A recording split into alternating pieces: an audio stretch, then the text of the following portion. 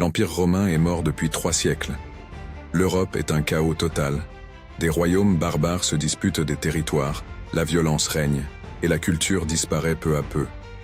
Pourtant, un homme va changer l'histoire. Son nom ? Charlemagne. Né en 742, Charlemagne est le fils de Pépin le Bref, roi des Francs. À la mort de son père, il partage le royaume avec son frère Carloman. Mais ce dernier meurt mystérieusement en 771, laissant Charlemagne seul au pouvoir. Il saisit cette opportunité et décide d'agrandir son territoire. Il se lance alors dans une série de guerres impressionnantes. Pendant plus de 40 ans, il combat sans relâche. Il écrase les Lombards en Italie et devient leur roi. Il repousse les Maures en Espagne. Il soumet les Saxons après 30 ans de batailles sanglantes. Son empire ne cesse de s'étendre, couvrant la France, l'Allemagne, l'Italie, les Pays-Bas et une partie de l'Espagne.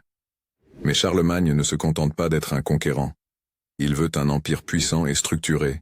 Il réforme l'administration, crée des écoles, favorise l'apprentissage du latin et développe l'art et l'architecture. En 800, il se rend à Rome. Le pape, reconnaissant envers lui pour avoir sauvé la ville, le couronne empereur des Romains. C'est un moment historique. Pour la première fois depuis la chute de Rome, un homme est reconnu comme souverain d'un empire unifié. Il meurt en 814, laissant derrière lui un empire immense.